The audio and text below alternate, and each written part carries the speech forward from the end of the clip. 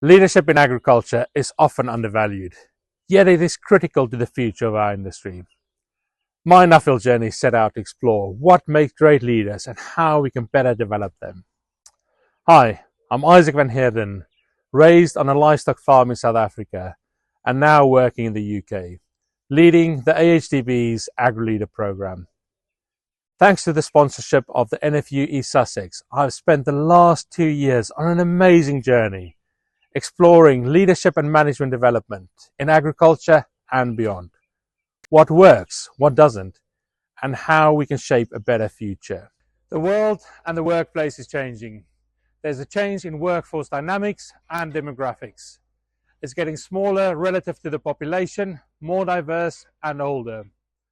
Automation and mechanization will mean that people working in farming need different skills and different management styles. According to research by McDonald's, 2/3 of young people already believe working in agriculture won't give them job satisfaction. So yes, our leadership will play an increasingly important role shaping the future of farming.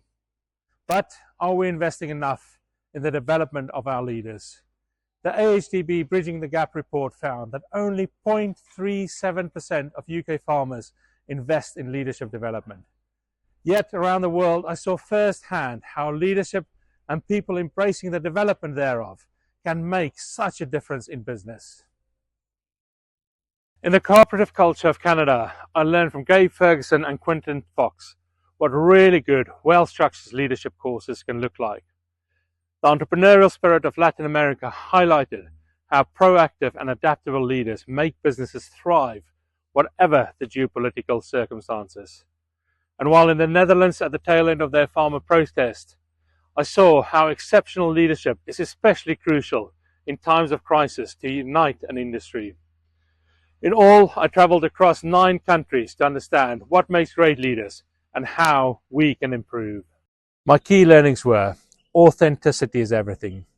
On my travels, I visited dozens of farms and businesses. However, a couple of them in Brazil stood out. We had the most structured lean management and review system at Terra Viva, with the polar opposite at Fazenda Cuchera. Very different, but both successful. The key denominator, authenticity. People follow leaders who are true to themselves, not those who try to fit a model that isn't. My second take home is people remember how you make them feel. Nick Wheeler at Charles Terret Shirts is exceptional at this. He personally visits stores to thank employees with great customer feedback, and those stores see the direct impact of morale and performance. The same can be said about Simon Wallace in Bahia, Brazil. The emotional intelligence and how he treats people is what makes this Kiwi build a business the size of Latissimo in a country on the opposite end of the world. How you make people feel will reflect in the success of your business. My final standout from my travels is something called Ubuntu. In South Africa, a very personal moment brought me back to a concept I had forgotten. Ubuntu means I am because we all are. Great leadership isn't about control. It's about helping others, reaching their full potential. Nelson Mandela led with Ubuntu, and it's a principle we need more in agriculture. So how do we move our industry forward?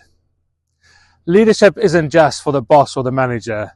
In agriculture, we need a culture where leadership development starts early, is accessible to all, and is integrated into every level of farming. Secondly, invest in resilience and adaptability. The best leaders are those who thrive in uncertainty, whether it's Brexit, policy changes, or climate pressure.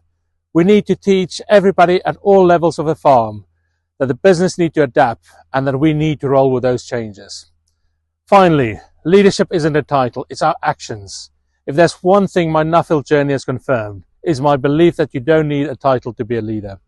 Or, as Chris Parsons, who co-wrote The State of Leadership Development in New Zealand's Farming, called it, groundedness. We need to normalize talking and developing leadership at all levels of farming.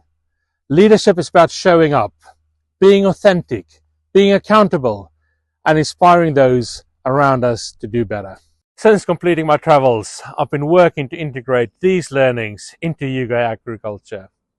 With an AHDB, I've helped to shape how we engage with farmers, embedding leadership at the core of what we do.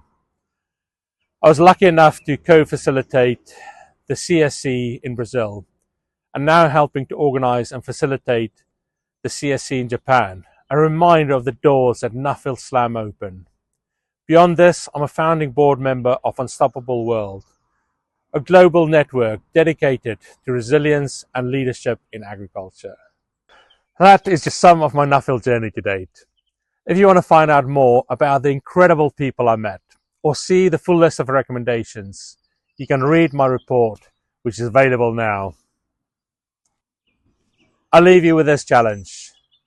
Go back to your farms, your friends, your families, your businesses, your teams of people, and lead with authenticity. Make people feel valued. Be one of the leaders agriculture needs right now. But most important of all, embrace Ubuntu. Because great leaders don't just grow businesses, they grow people. Ubuntu. I am only because we all are.